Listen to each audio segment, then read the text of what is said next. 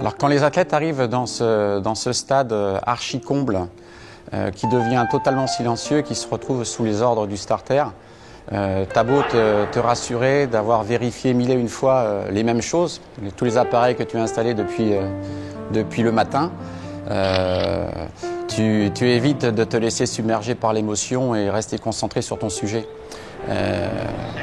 Au moment du coup de pistolet, ce même stade qui explose totalement, tu sais que tu vas, pour les 9,69 qui suivent, puisque c'est le nouveau record du monde que Bolt établira sur cette épreuve, vivre totalement en apnée. Et là, tu maîtrises plus rien du tout, quoi.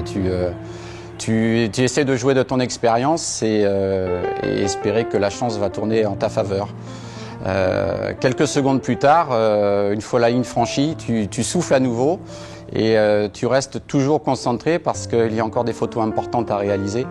Le tour d'honneur, les déceptions des athlètes. Et c'est que quelques secondes plus tard, une fois que l'ambiance se calmera, que tu pourras enfin visualiser ce que tu as fait et savoir si la photo sera à la hauteur de tes attentes et répondra aussi aux espérances de ta rédaction.